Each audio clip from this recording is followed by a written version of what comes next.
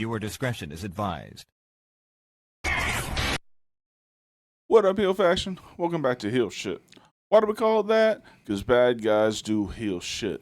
I'm Dark Chords, that's Draven Grimes, and today we've got Fantasy Wars. So glad he was able to hit it that time. Topic. What if Roman Reigns was cheered in 2015? Basically, what if he got over in 2015? I have a couple scenarios that could fit the mold here. And I got one where something in 2014 didn't happen, but it kind of got moved into 2015. A whole bunch of shit. This is not like one of our normal fantasy wars where we just book out something. This is more of a conversational piece, and I got certain scenarios that I want to go over with you, discuss, converge, all that good shit. So, hit the intro. Let's get this shit going. All right. Well, we will be right back. Living fast, we ain't slowing down. Always ready to turn heads around. Heel Shit Podcast, where the bad boys reign. Never following the norm, always causing pain. All right. We are back. How you doing today, brother? Man, isn't it great to be alive on a Thursday night to talk wrestling? Yeah, I suppose so. Didn't sound too enthusiastic there, my guy. We're getting close to the end of the week. My energy is not where it was a few days ago, but we're Ain't going to that make this the happen. truth? Maybe you should hit some of that doobie. Oh, Dubby? Doobie, whatever. Hit the Benjamin too. Fuck it. Okay, I hit Smack the that Benjamin. Smack it for me too. For all you guys watching on you or streaming, we broke camera, our main camera that we're usually on, He broke the camera. and we're using a less quality backup. So apologize. We'll have it fixed before Sunday. Yeah. I blame him. He blames Elwood. Elwood nerves, I guess. I don't know.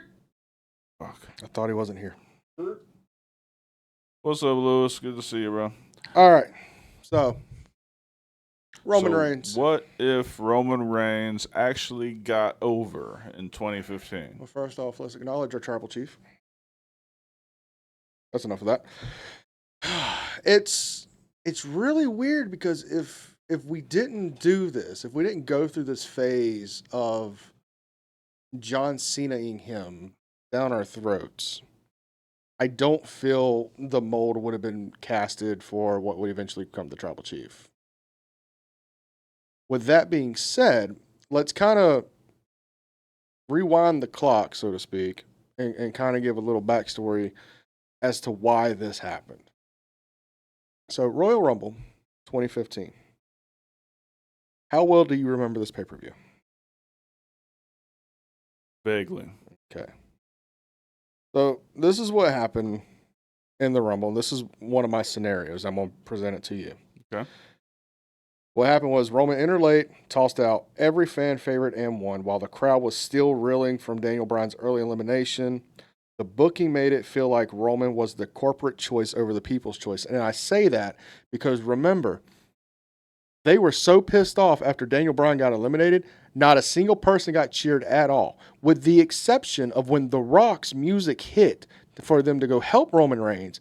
But as soon as the fans realized why The Rock was there, John Cena ECW 2006 One Night Stand heat.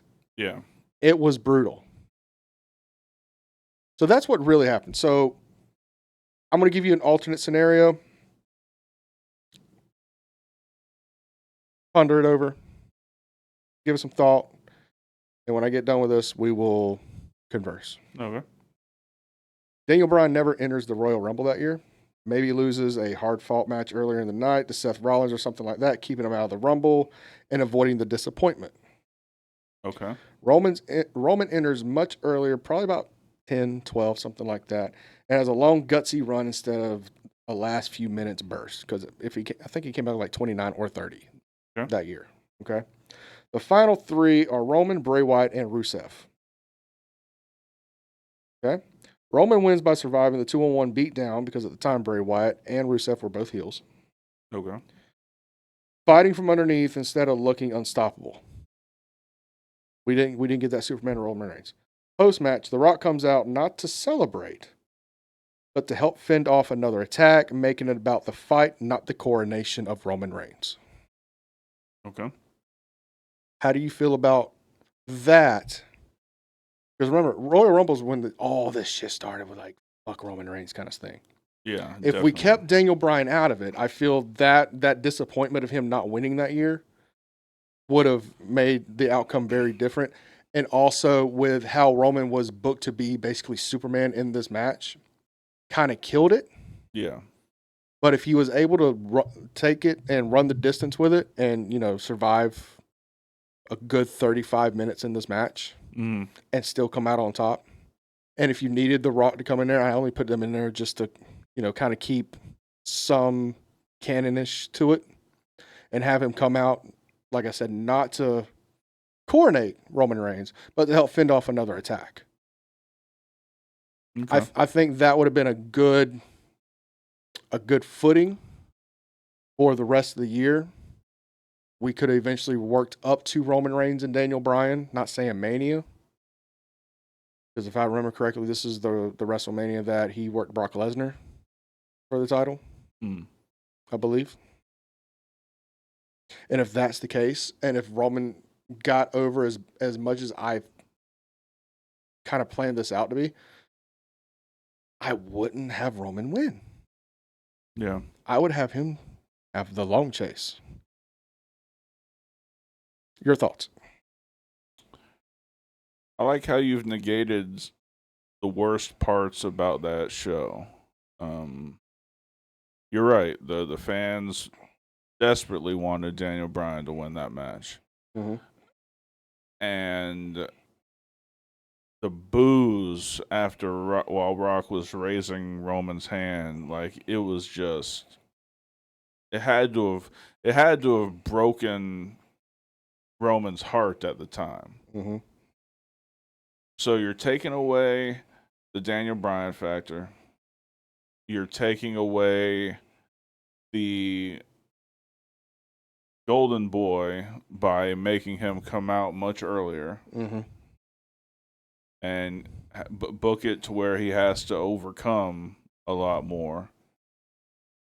I think that's a really good start on reversing or negating what happened at that point in real life. Okay. Is there anything you would tweak, you would add, you would take away from this to kind of put your own spin on it? And not even necessarily Royal Rumble, like even like I said, I kind of like booked it out just a little bit to the Brock Lesnar match. Would it still be Brock Lesnar at WrestleMania you want him to work with? Would it be somebody else?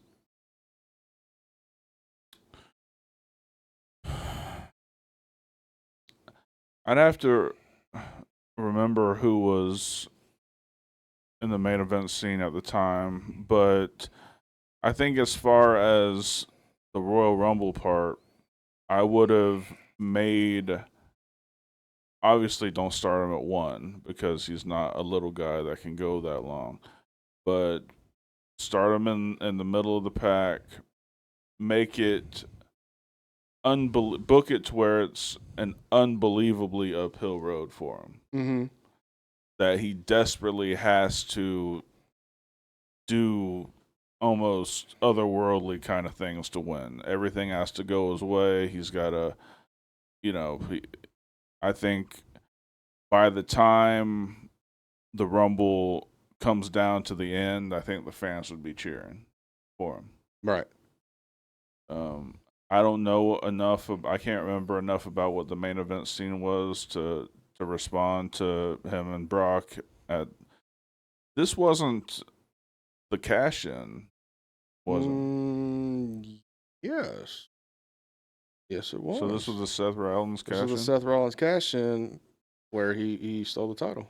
I don't think that happens because I think that happened as a result of the panic WWE was in with that huge rejection of Roman Reigns. I agree.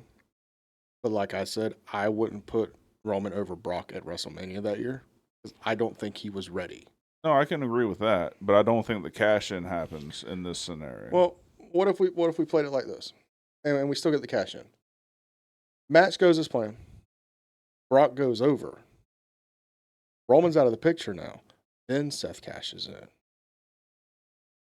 Oh, well, yeah, I can see that. And we still have Seth walk out with the title. Roman's not taking a pin. Lesnar's the one that has to take the pin. It makes him look like he's actually beatable. It makes it actually, more of a legitimate threat when he does return. At least to me it does, because what was it? It was like 2 or 3 pay-per-views down the line that it was Seth Rollins versus Brock Lesnar for the title. Yeah.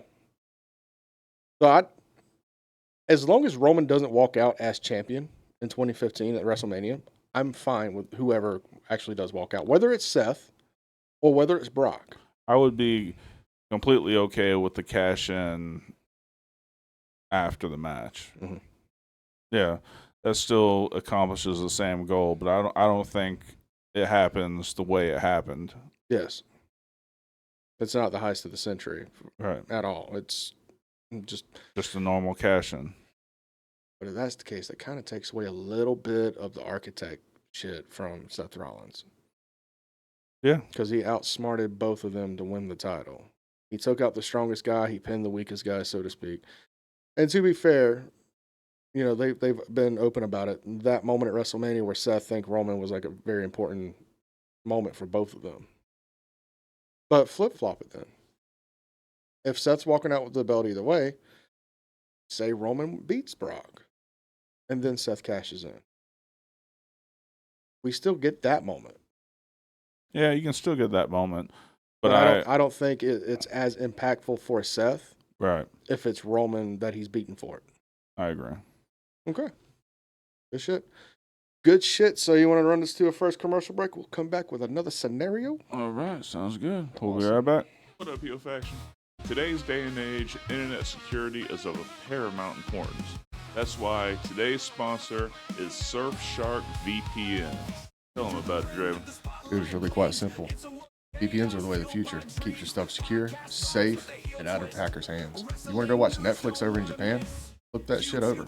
You want to go watch the capital P word, and you can't because you're in one of these states that got it banned? Flip that shit over to another country.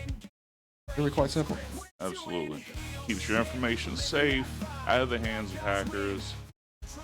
VPNs, as Draven said, are the future. If you use the link in the description, you can get Surfshark VPN for 88% off plus 3 free months. Damn, that's quite a steal.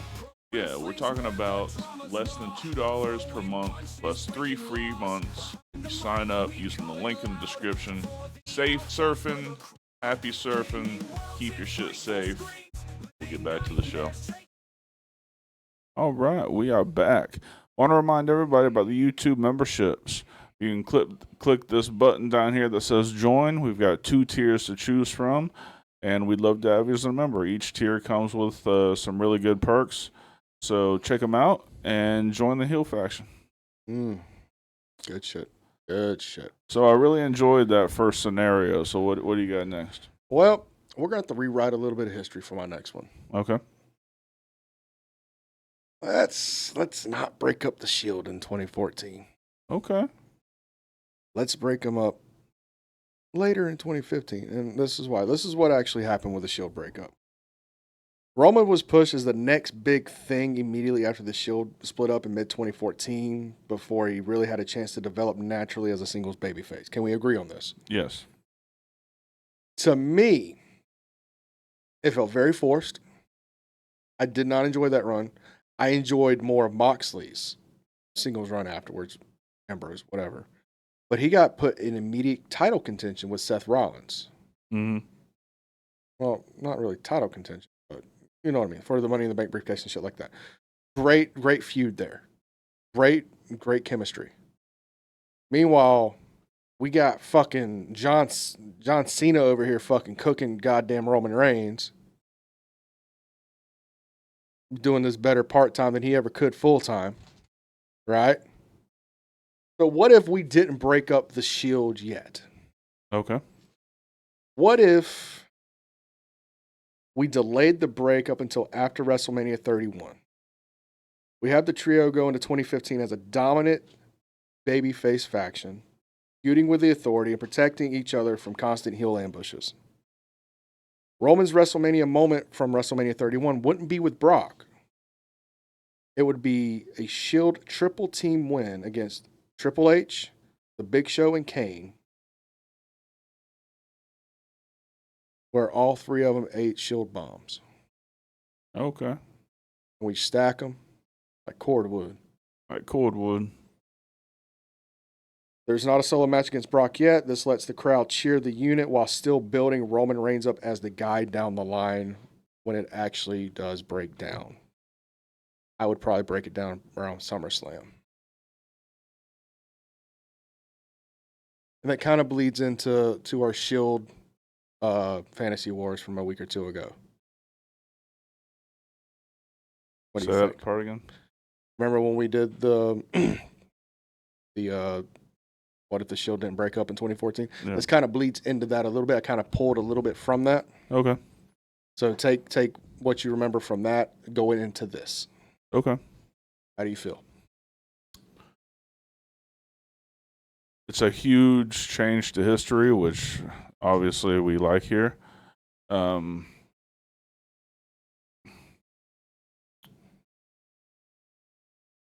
don't have too much problems with this. Would the triple shield bomb be for any kind of special? Like, would the match mean anything beyond just winning the match? Is there stipulations? Is there? I didn't really think too much of a stipulation. This is more like the blow-off match. This is like the last time we see the Shield and the Authority have a match together. Mm-hmm. I didn't really think too much into it as far as, you know, if the Shield loses, they have to break up. If the Authority loses, they lose their power, because they just went through that in 2014 Right. with the whole Team Authority versus Team Cena thing. Still pulling off that. Too soon to pull that off. I think the key moment here would be Roman Reigns Supermaning all three members of the Authority in this match. They have Seth down, they have Moxley down, and Roman's got to fight again from underneath. Sure. To take out Kane, take out the Big Show, and once them two are out of the way, Triple H is finally alone. They finally get that one-on-one moment that was sorely needed at that time. And that's where everything goes to scrambled eggs. That's where we set up a double, triple powerbomb, so to speak. Obviously, it's not going to be on the fucking Big Show. We have Kane on one shoulder, we have Triple H on the other. Bam, takes them out. Then you hit the big one on the Big Show for the pin. Okay. It's pretty much a blow-off match from there. I wouldn't have them touch again. Damn sure Triple H ain't going to wrestle again this year because This is his part-time gig. This is how you could write Kane off of television instead of having to do that really weird transformation in the back of the ambulance gimmick that he did, Mm-hmm.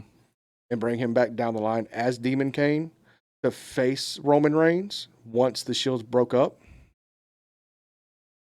And to me, the Shield breakup here, again, wouldn't be Seth destroying the Shield. It would be Moxley destroying the Shield. Because Moxley's always been better as a heel than Seth. Let's call it what it is. Sure. Granted, Moxley's not running around with Renee Paquette's fucking wardrobe. Thank Christ. So that was my mindset from this. But again, I was also pulling from our Fantasy War episodes of us not splitting the Shield up yet. So when do they finally break up? I'd say SummerSlam that year. I say Roman gets into title contention. I say Rollins wins the Money in the Bank briefcase the month prior. Moxley's jealous of it. Tosses Roman the title. Steals the briefcase from Seth. Holds it hostage. They have this. We have some feud where Moxley finds a tag team partner. It eventually blows off with Seth and Roman winning. They go their separate ways. Moxley does his own thing moving forward. We put the strap on Roman at Survivor Series that year, the last of the big four. We had Seth cash in on him, babyface and babyface, the following pay-per-view. We have that massive blow-off. We have Moxley interfere in that, in which we can go into that triple threat match at Royal Rumble.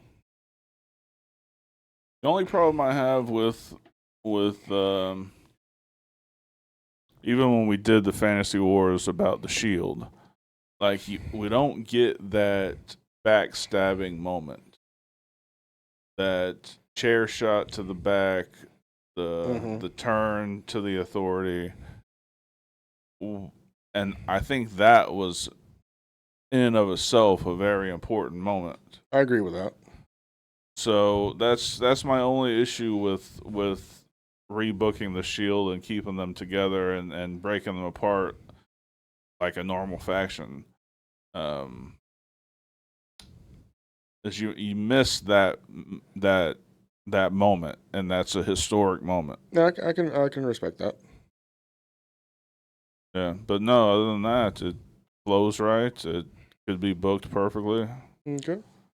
Yeah, good deal. Other than the chair shot, is there anything you would tweak, you would add to, you would take away from? Does the cash in work? No, because Moxley interferes in That's the right. match, That's right. which goes into a triple threat at the Royal Rumble. I like that. I like that part of it. Okay. So then that ties up the ends because I wasn't ready in that scenario for Seth to cash in to win it. But I love the stifling the cash in and the triple threat at the next next to the big four. Mm-hmm. I like that. And we run it just like we did on the Shield rebook. We have Moxley walk out with that title. Yeah.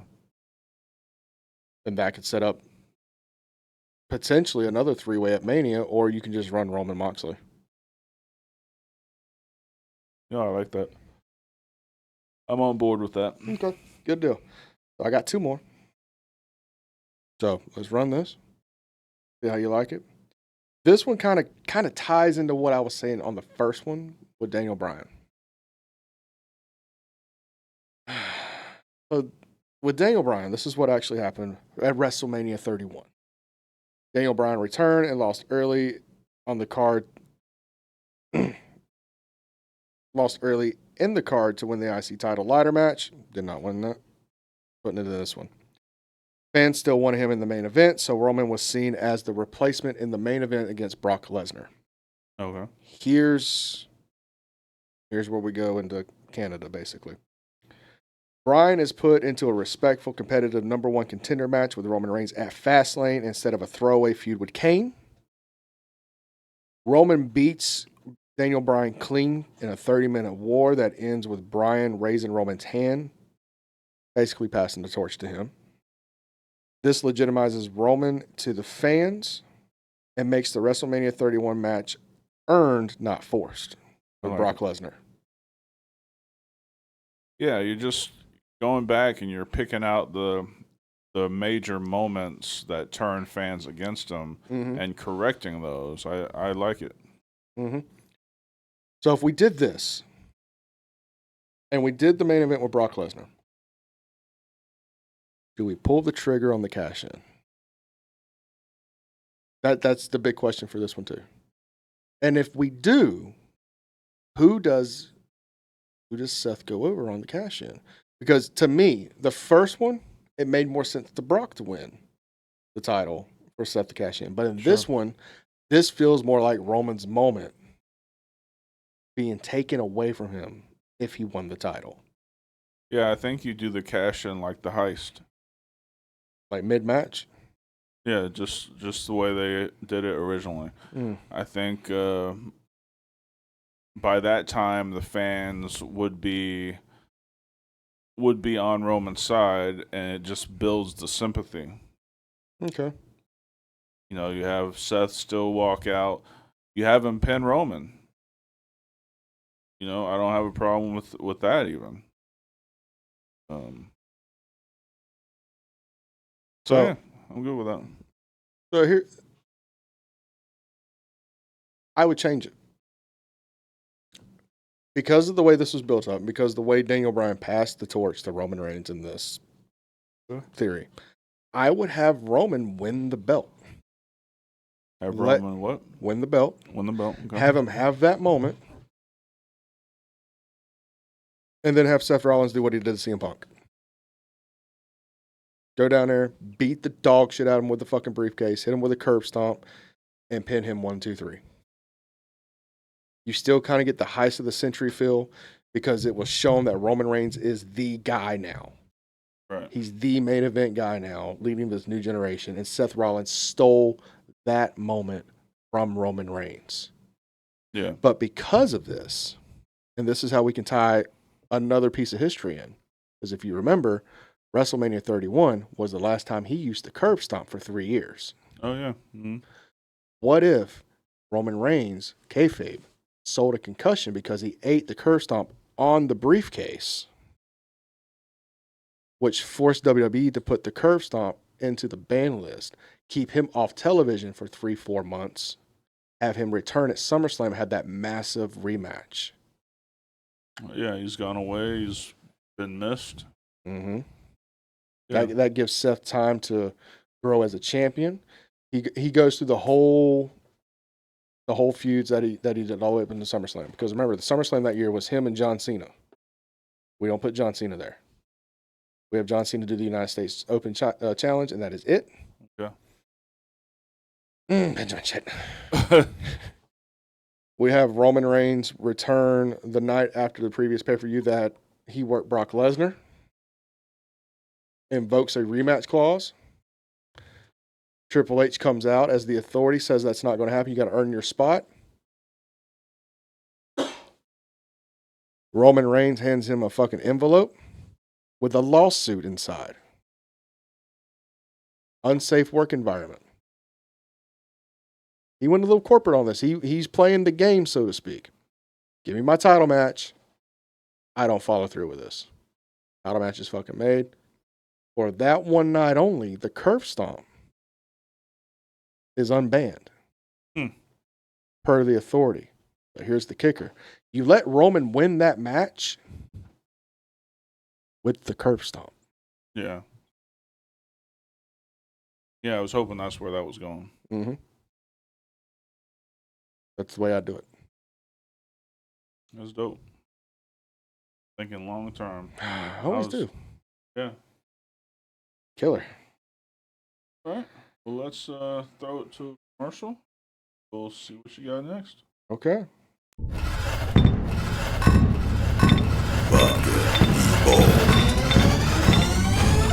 Castell. Indulge in the revolution. Oops, hold on. Hold on. Well, suffer and All right, succotash. there we go. Here, let's go through some of these comments. Go right ahead.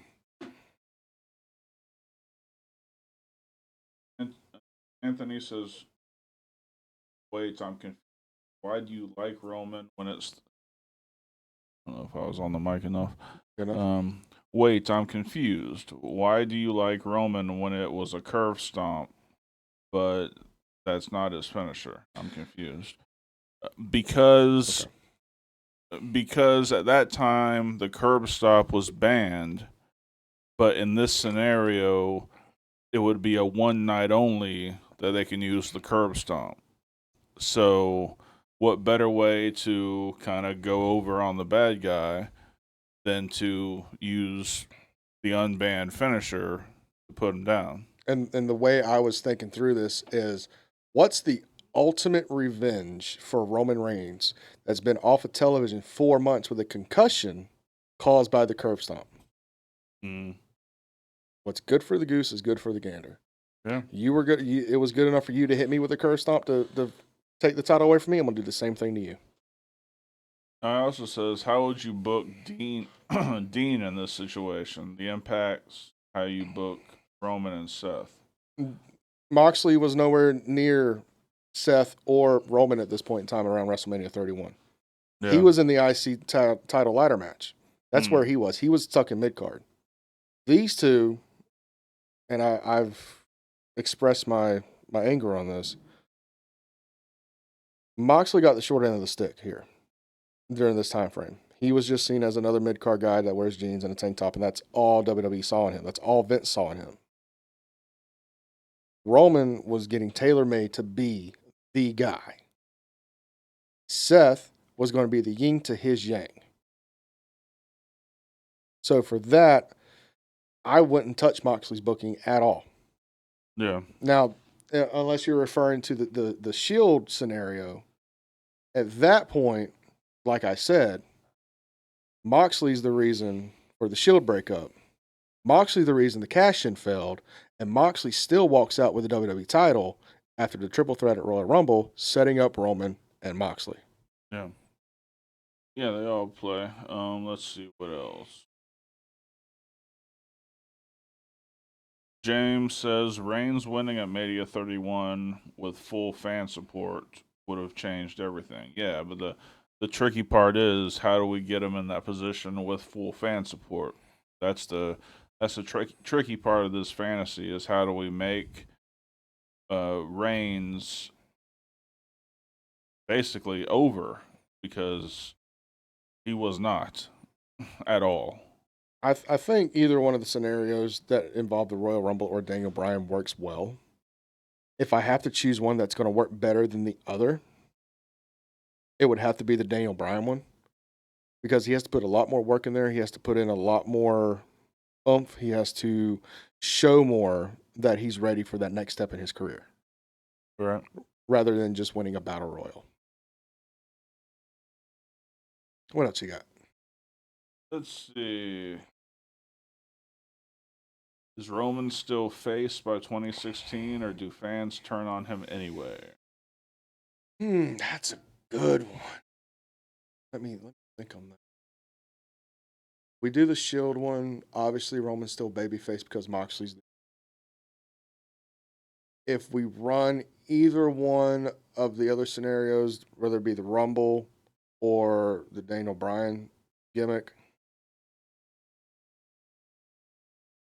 if we run the Daniel Bryan gimmick, he's got the torch passed to him. I keep him babyface there. Right. For the Rumble, we would need a reason. And the only reason I can think of is he turns his back on the fans and becomes the new golden boy for the Authority. Yeah. That's the only way I can see them actually turning if we did the scenario with the Royal Rumble correctly. Okay. All right. Well, you got one more scenario. Let's hit that and then take it home.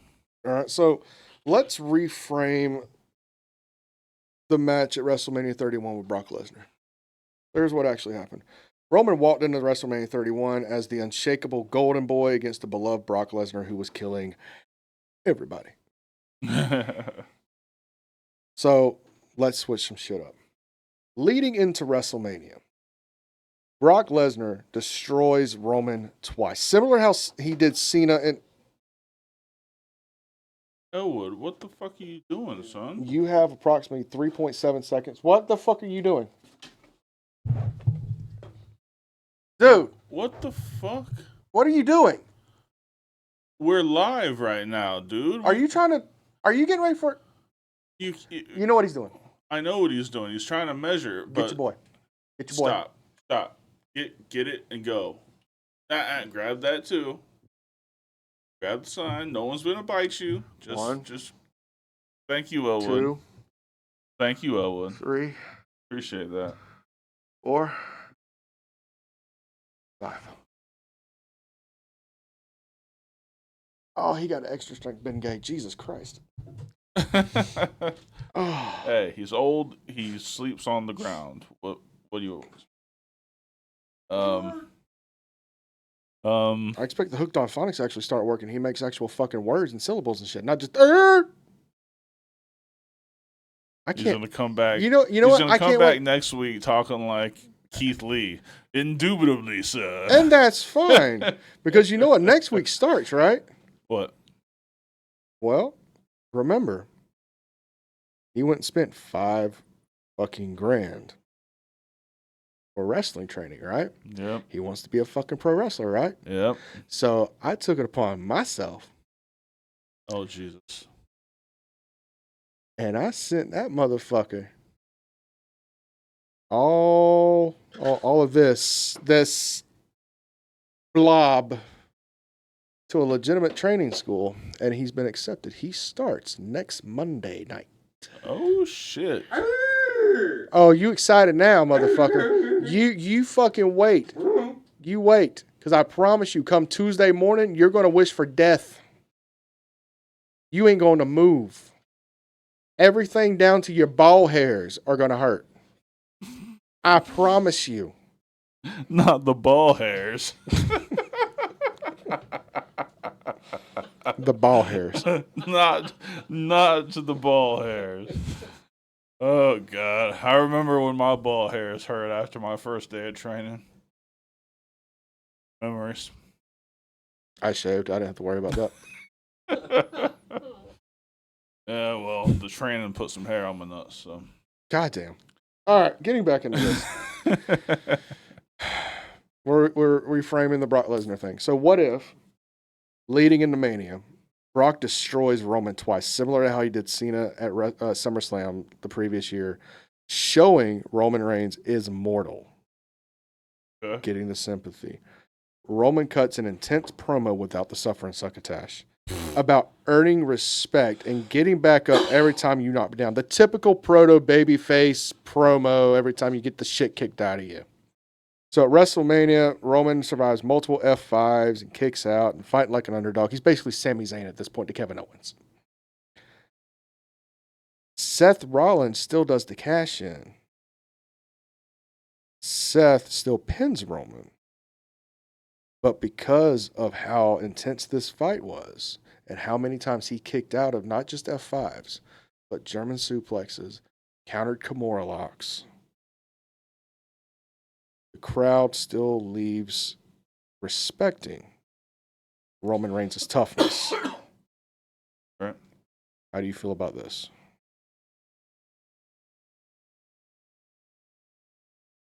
Because nothing really changes if you think about the match itself, other than the fact he gets hit with more shit. Right. And the build up to it.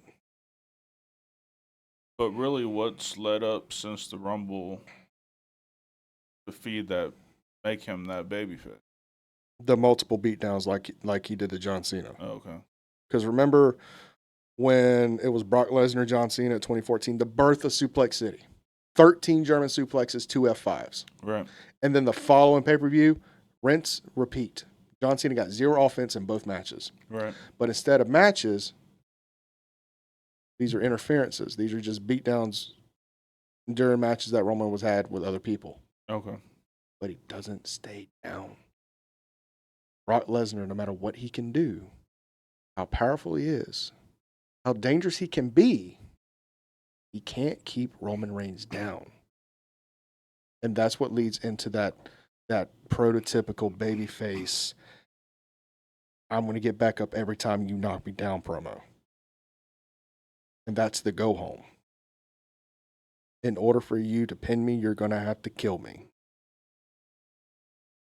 Seth Rollins still does the cash in. Seth Rollins still pins Roman Reigns. We still get the same result leading out of it.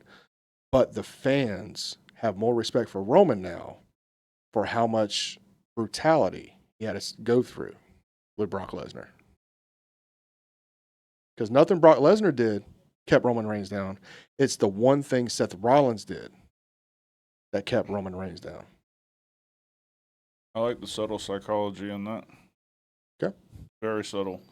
Trying to find some flaws. Because that's another textbook classic way to get fan support is the sympathy from the constant beatdowns. Can't go wrong. It's tried and true. And I like the little twist about Brock not being able to pin him still. Brock can't pin him. Brock can't knock him out. Brock can't make him tap. It's the one thing Seth Rollins can do that Brock can't. So where do we go from there? how does that piece of psychology move forward? We don't let Roman immediately get a hold of Seth Rollins. We let Brock and Roman go into another match at Extreme Rules for the number one contendership Okay. in an Extreme Rules match. And that's where Roman kind of shows subtle hints of the tribal chief as far as brutality is concerned. But we still have him as that babyface. But because it's Extreme Rules, because there's no disqualification, you have to do whatever you have to win the match. The brutality that he's going to inflict on Brock Lesnar is overlooked by how hot he is right now with the fans. Mm. The fans are going to eat that shit up. And he's going to get his comeuppance down the road, because obviously we're going to have Roman and Brock Lesnar for the title again. But on this night, not only did Brock not be able to put Roman down, Roman put Brock down. I like it. And then we lead into Seth Roman for the next two pay-per-views. That's beautiful. I like it. I think this one and the scenario where we took Daniel Bryan out of the Rumble, I think those are my two favorite scenarios. I don't think I can really pick one more than the other. I've liked all of these. Yeah. To me, this one, and this is coming from the guy that just read all this shit earlier, this one feels the weakest. Because all I really did was go back and tweak 2 weeks of TV. Sure. I didn't do anything else. But that made all the difference. Mm-hmm. My favorite one would probably have to be Daniel passing the torch. Okay. That's probably my favorite one. Because it shows that Roman Reigns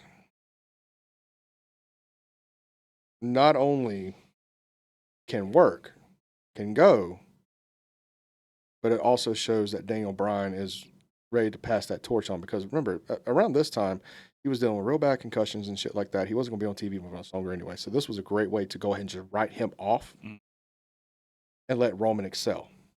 Not to mention with the scenario that we did, where Seth came in, beat the fuck out of him, curve stomped him into the briefcase, took him out with a concussion, came back at SummerSlam that year, and beat Seth for the title with the curve stomp. Just how all that fell together and how Roman wins it, basically with the one big fuck you, because I know after this, you can't touch me with that curve stomp again. Right. This was my favorite one. Okay. Yeah, my favorite one is still the Royal Rumble one, the first one that we did. Just because you made so many minor changes that would have done so much for his popularity. Mm-hmm. Just the simple fact of taking Bryan out of the match, or the simple fact of moving him up, 20 spots in the Rumble. It was the whole shit with Dwayne, instead of coming out and, congratulating him, they actually came out and defended off a 2-on-1 attack. Yep. Yeah, these are tiny things, but they build into something important. Mm-hmm. And I think it's the clever use of booking to pull the fans in like that. Right. I understand the passing the torch and all that stuff, and that's a classic way to do it too. But it's not as tricky. It's like you're using magic in the Royal Rumble scenario to make the fans. I'm doing nothing but using a pencil, baby. Yeah, but it's like that's they're all marks at that point. That's the beauty of pro wrestling, man. Yeah. Anything and everything can happen. Do me a favor, right on this screen, on the multi-screen, can you scroll up just a hair so I can see that comment right on top? Because I want to reference on this one. Anthony stated, do you guys think if Paul Heyman was involved in the booking of Dean Ambrose specifically, it would have changed how he was perceived instead of having Vince do him? At the time, Paul Heyman was so wrapped up with the Brock Lesnar story. I think that was his main focus. The best thing for Dean Ambrose to do in 2015 was to go away, come back with a new hold, quote unquote, new attitude. Give us basically what John Moxley was in AEW at the start of 2019. Give us that as Dean Ambrose in 2015. Yeah, That would have shot him right up into the main event card. 100%. At least in my opinion. What about you?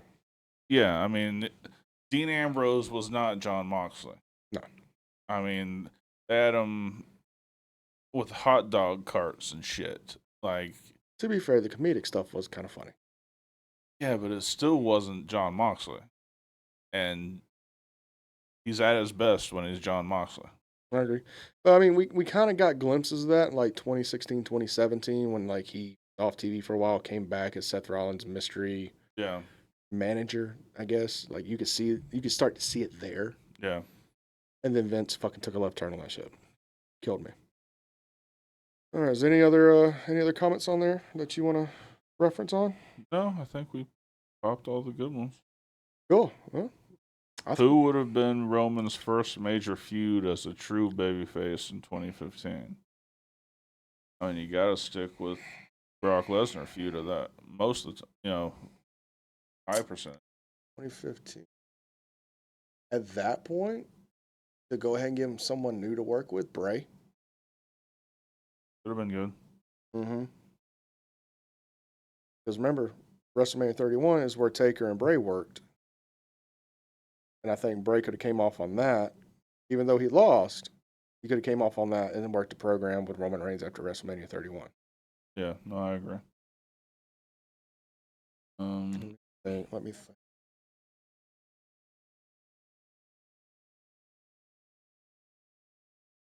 Bray worked the program with Sting. Sting was in WWE at that time, and we wouldn't have to get the bullshit with Triple H. We wouldn't have to get the Seth Rollins. And I think Roman would have took care of him pretty well. Yeah. Kevin Owens would have been another good one.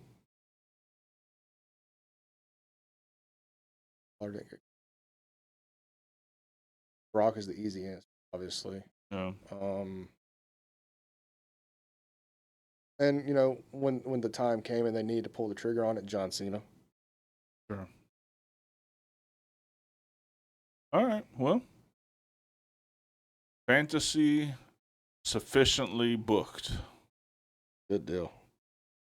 Good deal, because this was I ain't gonna lie, good fucking night. Fucking tired.